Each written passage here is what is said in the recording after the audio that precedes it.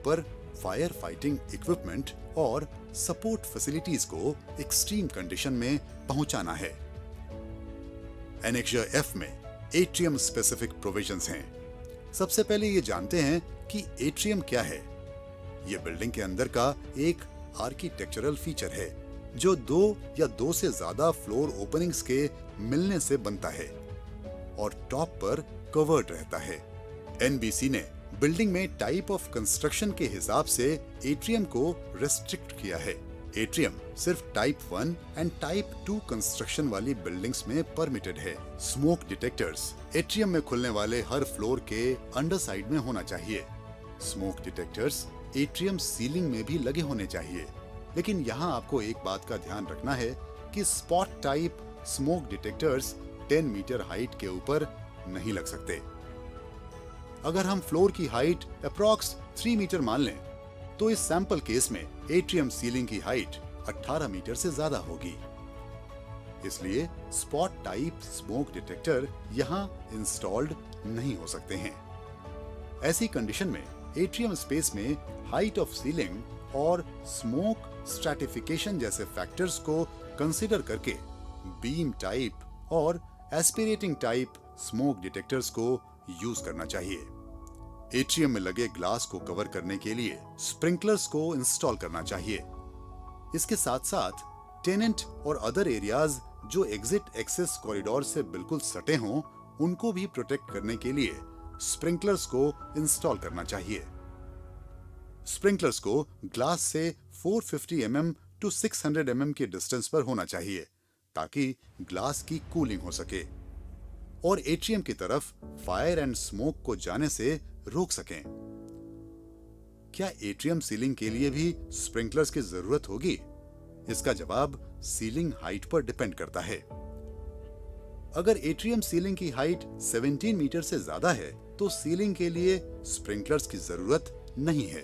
Clause F.1.E से F.1.P तक atrium area के स्मोक मैनेजमेंट पर फोकस्ड है। इस स्लाइड में आप देखेंगे कि अगर फायर फ्लोर से एट्रियम एरिया की तरफ आने वाले स्मोक को मैनेज नहीं किया गया तो फ्लोर ऑक्यूपेंट्स पर क्या इंपैक्ट हो सकता है। फायर एट्रियम से कनेक्टेड इस फ्लोर पर लगती है और स्मोक एट्रियम में आकर सीलिंग की तरफ राइज करने लगता है। स्मोक एट्रियम के सीलिंग तक पहुंचने के बाद टॉप फ्लोर एरिया में एंटर करने लगता है और ऑक्यूपेंट्स के लिए फ्लोर स्पेस को अनटेनेबल बना देता है।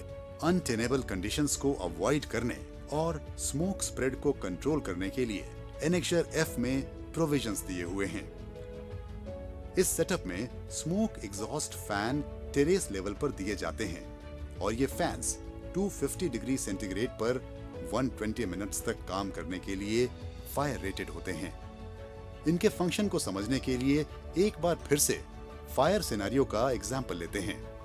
फ्लोर पर आग लगते ही इस फ्लोर का स्मोक डिटेक्टर एक्टिवेट हो जाता है, जिसके कारण integrated smoke exhaust fans auto mode पर स्टार्ट हो जाते हैं। जब स्मोक फ्लोर से फैलकर एट्रियम में एंटर करता है, एग्जॉस्ट फैंस के द्वारा सक कर लिया जाता है और ओपन एयर में टेरेस लेवल पर वेंट कर दिया जाता है। स्मोक मैनेजमेंट सिस्टम इस तरह डिजाइन किया जाना चाहिए कि हाईएस्ट ऑक्यूपाइड फ्लोर के एग्जिट एक्सेस में स्मोक लेयर फ्लोर लेवल से 1800 mm ऊपर रहे और ये कंडीशन कैलकुलेटेड इग्रेस टाइम से 1.5 टाइम्स या 20 मिनट्स, इन दोनों में से जो भी ज्यादा हो उतनी देर के लिए मेंटेन्ड होना चाहिए। एनबीसी में यह भी रिकमेंड किया गया है कि एट्रियम स्मोक मैनेजमेंट के लिए मेकअप एयर की सप्लाई एग्जॉस्ट फ्लो रेट के 85% से 95% के बीच होनी चाहिए। बिजनेस ऑक्यूपेंसी के एट्रियम के लिए 6 एयर चेंजेस पर आवर और होटल्स और असेंबली ऑक्यूपेंसी के एट्रियम के लिए 8 ACPH के हिसाब से स्मोक एक्सट्रैक्शन सिस्टम को डिजाइन करना चाहिए।